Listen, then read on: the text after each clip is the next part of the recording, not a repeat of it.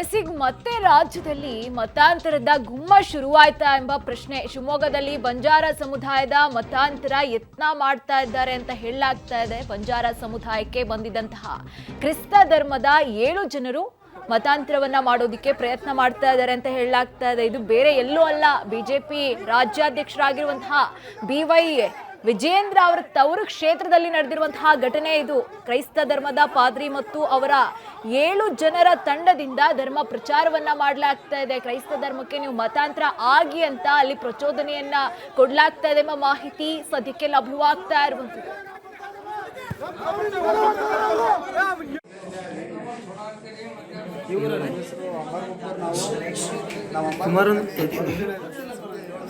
ನಾನು ಶಿಕಾರಿಪುರದಿಂದ ನಮ್ಮ ಗ್ರಾಮಕ್ಕೆ ಹೋಗ್ತಿರ್ಬೇಕಾದ್ರೆ ದೇವಸ್ಥಾನ ಹತ್ರ 3 ಜನ ಕೂತಿದ್ರು.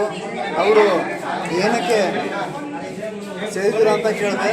ಆವಾಗ ಅವರು ಗ್ರಾಮದಲ್ಲಿ ಮತಾಂತರ ಮಾಡಲು ಬಂದಿದ್ದಾರೆ ಅಂತ ಹೇಳಿದ್ರು. ಆವಾಗ ನಾನು ಅವರು ಯಾರನ್ನ ನೀವು ಅಂತ ಕೇಳಕ್ಕೆ ಹೋದಾಗ, ನೀನು ಕೂಡ ನಮ್ಮ ಧರ್ಮಕ್ಕೆ ಸೇರಿಬಿಡು, ನಿಮಗೂ ಕೂಡ.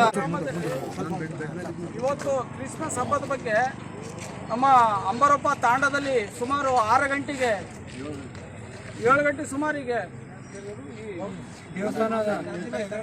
ದೇವಸ್ಥಾನದ ಎದುರುಗಡೆ ಒಂದು ಮನೆಯಲ್ಲಿ ಬಂದು ನಮ್ಮ ಕ್ರಿಶ್ಚಿಯನ್ಸ್ ಫಾದರ್ಸ್ಗಳು ಬಂದಲ್ಲಿ ಪ್ರಾರ್ಥನೆ ಮಾಡ್ತಾ ಇರ್ಬೇಕಾದ್ರೆ ನಮ್ಮ ದೇವಸ್ಥಾನ ಎದುರಿಗೆ ಒಂದು ಮನೆಯಲ್ಲಿ ಪ್ರಾರ್ಥನೆ ನಡೀತಾ ಇತ್ತು.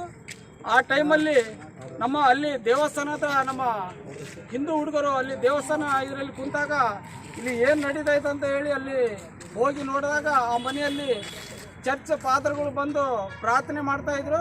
ಆ ಪ್ರಾರ್ಥನೆ ಮಾಡ್ತಾ ಇರಬೇಕಾದ್ರೆ ನಮ್ಮ ಹುಡುಗರು ಹೋಗಿ ಇಲ್ಲಿ ಏನಕ್ಕೆ ಪ್ರಾರ್ಥನೆ ಮಾಡ್ತಾ ಇದ್ರು ಅಂತ ಕೇಳಿದಾಗ ಇಲ್ಲಿ ಅವರಿಗೆ ಬೇರೆ ಯಾವುದೇ ರೀತಿ ಉತ್ತರಗಳನ್ನು ಕೊಡದೆ ಅಲ್ಲಿ ಇರುವಂಥ ಒಬ್ಬ ಅಮಾಯಕರು ಅಂದರೆ ಹೇಳಿದರೆ ಅದು ಭಾರಿ ಕಡು ಬಡವರವರು. ಅವರಿಗೆ ಮತಾಂತರ ಏನಂತ ನನಗೆ ಗೊತ್ತಿಲ್ಲ.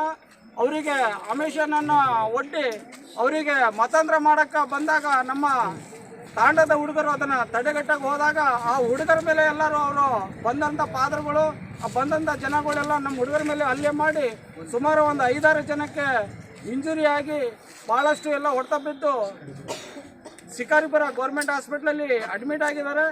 ಆ ವಿಚಾರದಲ್ಲಿ ನಾವು ಶಿಕಾರಿಪುರ ಗ್ರಾಮಾಂತರ ಪೊಲೀಸ್ ಠಾಣೆಯಲ್ಲಿ